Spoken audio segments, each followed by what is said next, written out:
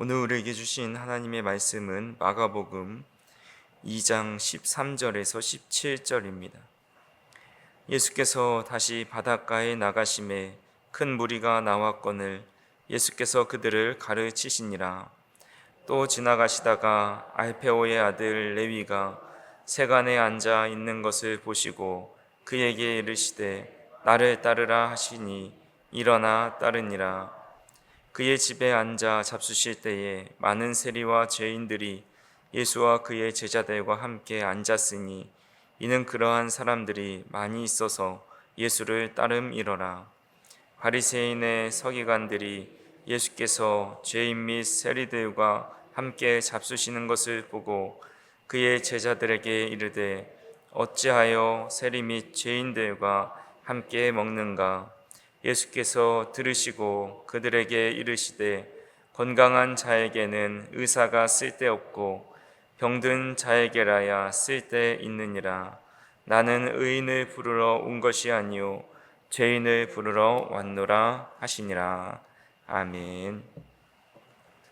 8월의 첫날이 시작되었습니다. 8월에도 무더위가 계속 이어진다고 하는데 건강관리에 신경 쓰시고 또 8월에도 주님께서 주시는 은혜와 사랑이 가득한 한 달이 되시기를 간절히 소망합니다.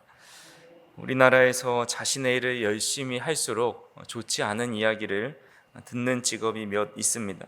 그 중에 하나가 교통경찰이지요.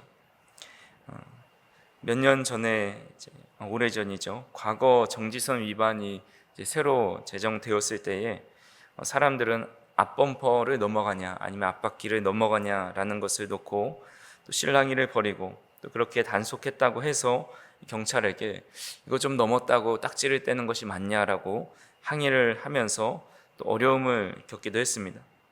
또 몇 년 전에는 우회전 우회전 통행에 대해서 새롭게 법이 제정되어서 사람이 지나가지 않아도 초록불이 되면 우회전할 때 기다려라 해서 또 실랑이가 벌어지고 또 그래서 결국 사람이 없으면 지나가도 된다 이렇게 또 바뀌어서 또 그것으로도 실랑이를 벌입니다.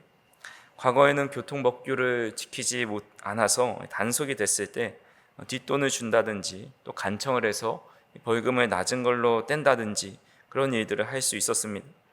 교통경찰들은 자신의 일을 최선을 다해서 하지만 사람들은 불쾌한 민원을 제기하게 되고 때로는 욕을 얻어먹어야 할 때도 있었습니다.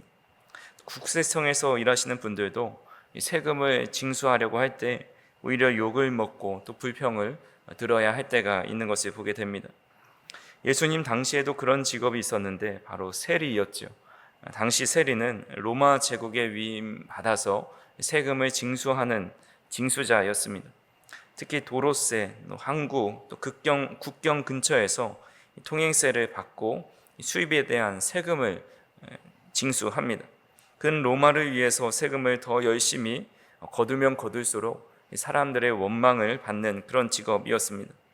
그래서 오늘 13절에 보시면 예수께서 바닷가에 가시자 큰 무리가 찾아와서 그들을 가르치셨다라고 말씀합니다. 예수님께서 나가신 바닷가는 우리가 앞에서 베드로와 야고보, 요한과 안드레를 부르신 그 가버나움에 위치한 갈릴리 호수를 의미합니다. 레위는 그곳에서 평상시와 같이 하루를 보내고 있었습니다. 근데 갑자기 예수님께서 지나가시다가 나를 따르라 라고 말씀하시는데 이때 예수님께서 레위를 어떻게 보시는지 14절 말씀에 보시면 또 지나가시다가 알페오 아들 레위가 세간에 앉아있는 것을 보시고 그에게 이르셨다라고 말씀하고 있습니다. 예수님께서 레위를 우연히 쳐다본 것이 아니라 헬라어 원문에 보면 이 보시고라는 것은 시각적 인지를 넘어서서 주의 깊게 보다 또 그의 내면과 중심을 보다라는 뜻을 가지고 있습니다. 그러니까 주님은 레위의 마음의 중심을 보고 그에게 나를 따르라라고 말씀하셨다라는 겁니다. 레위는 당시 사회에 가장 멸시받는 직업군인 세리였습니다. 유대인으로서 로마의 세금을 대신 걷는 자였고 또 그 같은 동족들 사이에서는 이 매국노로 불리면서 외면받는 인물이었습니다. 근데 예수님께서는 그런 레위 안에 있었던 영적 갈급함을 보셨습니다. 레위는 부와 직업적인 안정이 있었지만 그것으로 채워지지 않는 영혼의 공허와 또 구원의 필요를 느끼고 있었습니다. 예수님은 그런 그의 갈망과 또 하나님을 향한 내적 목마름을 보시고 그를 부르신 것이다라는 것입니다. 하나님은 언제나 주님께 찾아오는 자, 또 주님 앞에 서 있는 자 중에 심령이 가난한 자, 또 마음을 낮추고 주님을 필요로 하는 자가 누구인지를 오늘도 우리의 중심을 살펴보고 계시다라는 겁니다.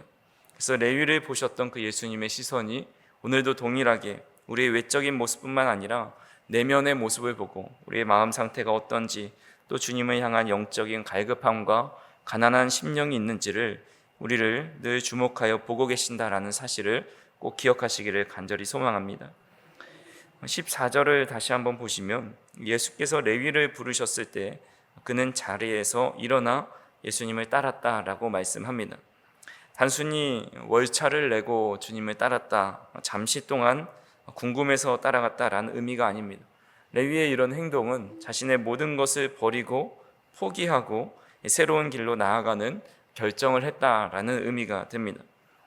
당시 세리라는 직업은 유대 사회에서는 죄인의 대명사였고 또 많은 사람들의 손가락질을 받지만 동시에 로마 제국의 보호 아래에서 안정된 삶을 누릴 수 있는 자리였습니다. 그 자리에 한번 오르면 다시 그 자리에서 한번 내려오면 돌아갈 수 없는 자리고, 누군가는 그 자리를 가고 싶어서 줄을 서고 있을 정도로 꽤나 경쟁이 치열한 자리였습니다.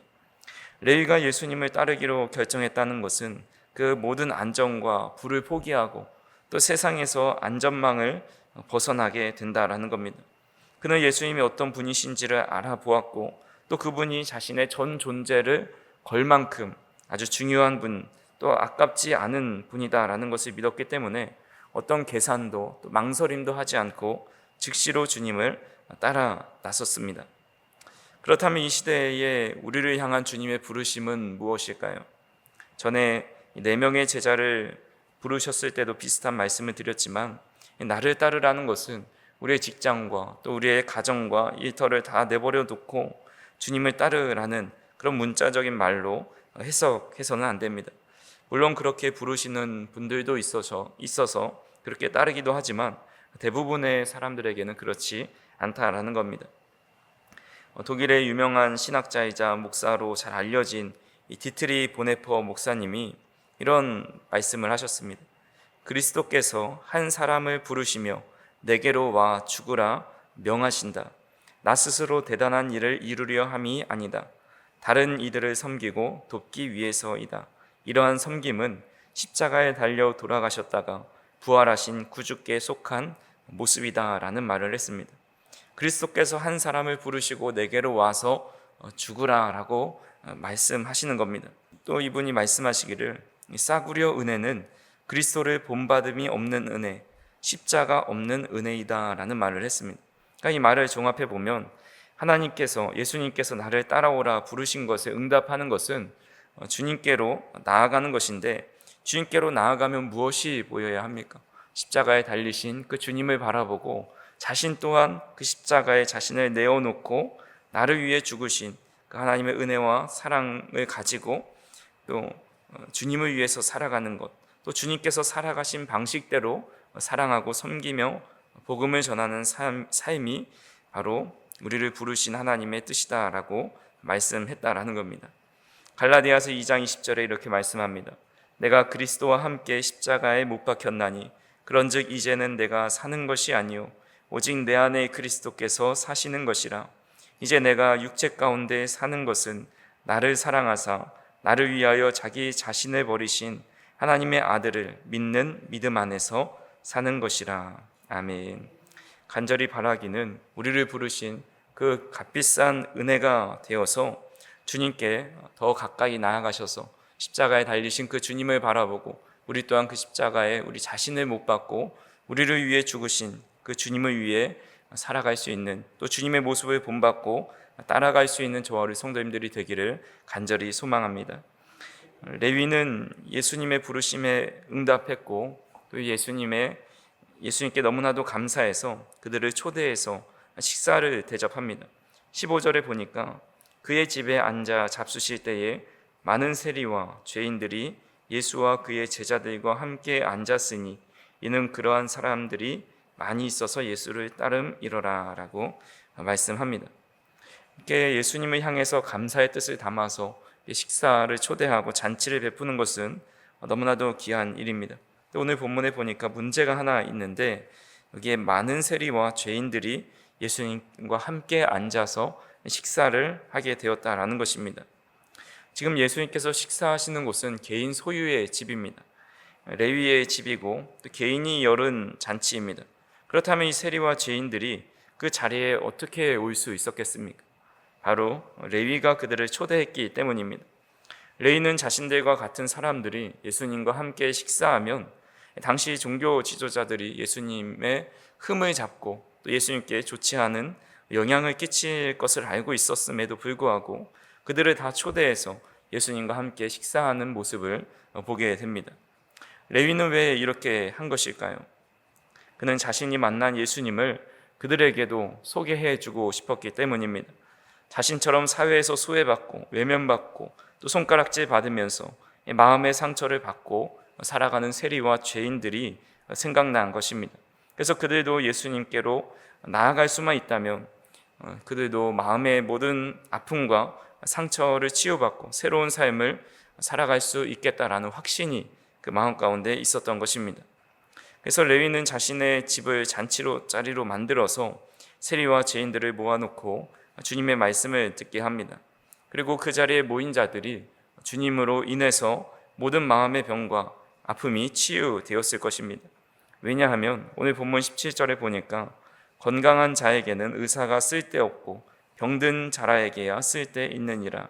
나는 의인을 부르러 온 것이 아니요 죄인을 부르러 왔다라고 말씀하셨기 때문입니다. 그 자리에 모여 있었던 사람들, 세리와 죄인들은 다 마음의 병을 가지고 있었던 사람입니다. 그리고 예수님은 의사이셨습니다. 의사와 병든 자가 한 자리에 있으면 유능한 의사라면 그 모든 병은 고침을 받게 됩니다. 예수님은 모든 병을 낫게 하실 수 있는 능력을 가지신 분이시기 때문에 이 육신의 병뿐만 아니라 마음의 병, 또 세상에서 상처받고 살아가는 그들의 고통과 아픔을 치유하시는 분이시다라는 겁니다. 그래서 레위는 세리와 죄인들이 예수님을 한 번만 만날 수 있다면 그들도 변화될 수 있겠다는 확신 가운데 그들을 불러서 함께 잔치자리에 참여하게 하였습니다. 우리에게도 그런 확신이 필요합니다. 예수님을 만난 사람이라면 누구라도 변화되지 않을 인생이었고 어떤 상처와 아픔이 있는 사람이다 할지라도 주님을 만나게만 할 수만 있다면 그는 어떤 마음의 병도 치유함 받고 또 세상에서 담대히 살아갈 수 있겠다라는 믿음이 있어야 합니다. 그렇게 우리는 어떻게 해서든지 우리 주변에 상처받고 살아가는 사람들, 우리 가정에 어려움 당하고 있는 이들, 그들을 주님께로 인도해 낼 때 주님이 그의 삶의 자리와 함께 해주신다면, 그와 동행하시고 그를 만나 주신다면 온전히 그의 삶이 회복되고 또 치유와 또 주님을 만나는 은혜가 경험된다라는 사실을 믿고 그들을 주님의 자리로 또 주님을 만날 수 있는 자리로 초대하고 또 인도하는 우리 성도님들이 되어야 한다라는 것입니다. 말씀을 정리합니다. 8월의 첫날 우리는 오늘도 주님을 따르기 위해서 이 자리로 나와왔습니다. 오늘도 심령이 가난하고 갈급한 마음으로 나오신 우리 성도님들에게 하나님의 한없는 사랑과 은혜와 또 주님의 긍휼의 시선이 우리 성도님들의 삶에 머물 수 있기를 간절히 소망합니다. 그리고 나를 따르라는 주님의 부르심 앞에 우리가 주님께 더 가까이 나아가서 우리 자신을 주님과 함께 십자가에 못 박고 우리의 정욕과 뜻과 생각을 주님께로 다 못 받고 나서 그리고 주님을 본받으며 따라 살아갈 수 있는 복된 8월달이 될 수 있기를 간절히 소망합니다. 그래서 2028년 벌써 8월이 되었는데 이 한 달 동안도 하늘에 속한 신령한 은혜와 땅의 기름짐의 복이 우리 성도님들의 삶과 가정과 또 하시는 모든 일들에 함께 하시기를 주님의 이름으로 축원합니다. 기도하시겠습니다. 사랑과 은혜가 풍성하신 하나님 아버지, 오늘도 말씀으로 우리를 부르시고 주님의 시선과 사랑으로 다시금 우리의 삶을 붙들어 주시니 감사를 드립니다. 예수님께서 레위를 주목하여 보셨던 것처럼 우리 각자의 내면을 아시고 갈급한 마음에 말씀하시며 또 우리를 부르시는 그 주님 앞에 우리의 삶과 마음을 겸손히 드릴 수 있도록 인도하여 주시옵소서. 세상의 안정과 자리를 내려놓고 레이처럼 즉시 주님을 따르는 제자의 삶을 살아가게 하셔서 우리 안에 여전히 남아있는 우리 자아의 욕망과 이기심을 십자가에 못 박고 그리스도께서 우리 안에 사시는 참된 믿음의 삶을 살아갈 수 있도록 인도하여 주시옵소서. 8월의 첫날 이 한 달도 주님의 은혜와 인도하심 속에 살 수 있도록 인도하여 주옵소서. 폭염과 무더위 속에서도 우리의 건강을 지켜주시고 몸과 마음과 영혼이 주님 안에서 강건한 한 달이 되게 하여 주시옵소서. 우리의 삶 가운데 하늘에 속한 신령한 복과 땅에 기름진 복이 임할 수 있도록 인도하여 주시고 우리의 가정과 일터와 관계 위에 주님의 평강이 가득할 수 있도록 인도하여 주옵소서. 사랑하는 우리 성도님들 동일한 은혜를 더하여 주시고 이번 달에도 매 순간 주님을 따르며 주님이 주신 은혜 가운데 풍성한 삶을 누릴 수 있도록 인도하여 주옵소서. 오늘도 말씀의 은혜에 감사하며 감사의 예물을 드리오니 특별히 이가 멀리 떠나는 여행을 다녀올 때에 또 무릎이 안 좋을 때에 주님께서 무사히 또 건강히 잘 다녀오고 좋은 시간 보내고 돌아올 수 있도록 주님께서 복과 은혜와 또 안전함을 덧입혀 주시옵소서. 오늘도 주님 앞에 드리는 이 모든 기도가 또 우리의 기도의 제목들이 하나님 안에서 응답받고 오늘도 하루도 풍성하고 복된 하루가 될 수 있도록 인도하여 주시옵소서. 주 예수 그리스도의 은혜와 하나님 아버지의 크신 사랑과 성령 하나님의 교통하심이 오늘도 주님을 따르기 원하고 또 우리의 삶과 또 우리의 가정을 통해서 하나님께 영광 올려드리며 주님께로 많은 사람을 인도하기를 원하는 사랑하는 성도님들과 또 그들의 삶 속에 또 우리의 가정과 교회와 이 나라 이 민족 위에 이제로부터 영원토록 함께 하시기를 간절히 축원하옵나이다. 아멘.